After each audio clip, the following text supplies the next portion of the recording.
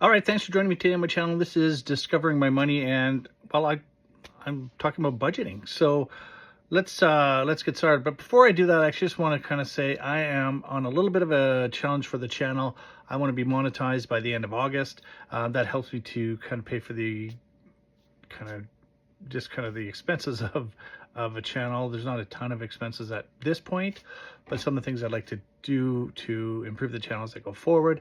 So monetization would get me on that track. Right now I've got 8 subscribers. I'd like to hit 100 by the end of May. It's May 9th today. Sorry, the cat's apparently going to get involved in this. So it's May 9th today. I'd like to hit 100 subscribers. If you can hit subscribe and like, I'd appreciate it, and help me get monetized by the end of August. All right, so let's take a look here.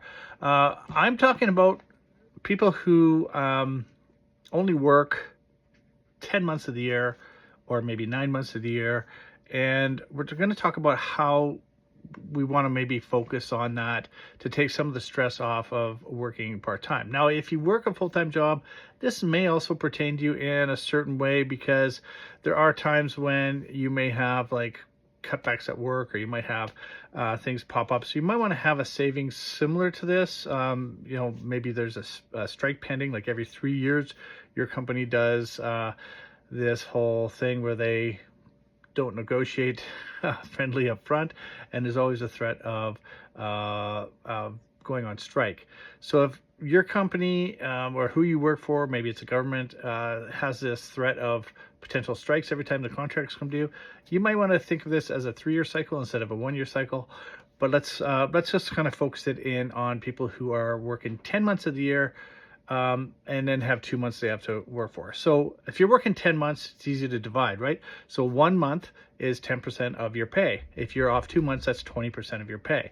So essentially what you want to do is you want to have an account where you're putting 20% in there. You want to cover all your expenses. You want to cover everything from your rent, mortgage, car payment, all the way through food and entertainment. So everything that you're putting into your life as it is, you want to be able to match that on those months off. Now you might say, okay, well, I'm going to get unemployment insurance. Okay, do you know how much? If you know how much, can you guarantee you're going to get that amount? So if you know exactly how much you're going to get because you've been doing this for years, great.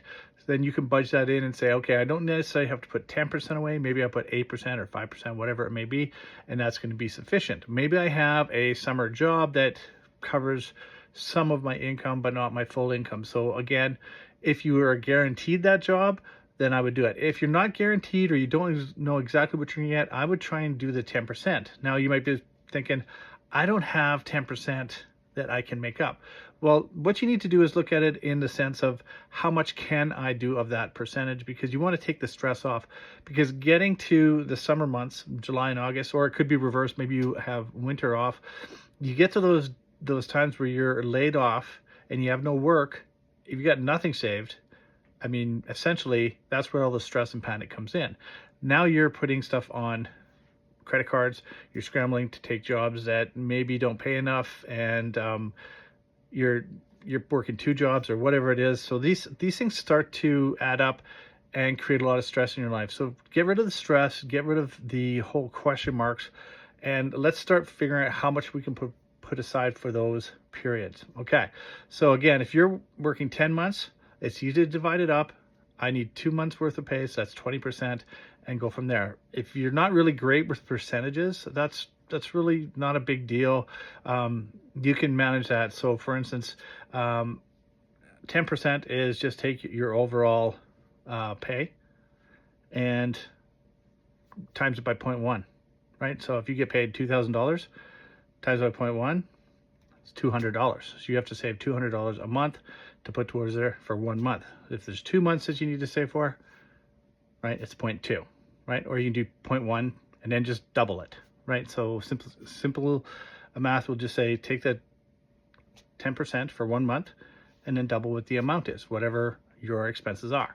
So it's not a huge math problem. You just divide it by 10, right? Whatever you're getting paid total, or you take your monthly and divide that by 10. Pretty simple. don't stress about it, because essentially what you're trying to do is you're trying to put yourself in a position that you can just keep going on with life the way it is. And say it's your first time doing it and you've now saved all this money, and like, well, now I've got too much money because I got more money coming in than I thought I would have, plus I saved 10%. That's not a problem. You can pay down extra debt. You can put it towards extra savings or retirement. You can also keep it in that fund and say, okay, I know I need $4,000 a month. Just using that as a rough number here. I still have $1,000 a month left over, right? I only used 3,000 because of the money I had coming in. That works out great. So $4,000 was my last year's amount. Now I only need to make $3,000 as far as my savings go. So now I can save less the second year. So it's not necessarily that money is, now you've saved too much, you put yourself in hardship. We're not trying to say put yourself in hardship. We're trying to say put as much in there as you think you're going to need, and then the next year you have options. Maybe there's a way to put that into an emergency fund. If you don't have an emergency fund, you need to have one. If you want to create some other types of options for yourself, like I said, you can pay down credit cards, you can pay for a vacation, you can put it towards all kinds of different areas in your life. But if you don't have it, you can't put it there. And of course, if you're negative, now you're stressed about how do I get that money? And to me, that's a way bigger problem. Having too much in that account at the end is not as big a problem. Now, don't put your current life at risk. Like, make sure all your payments are covered.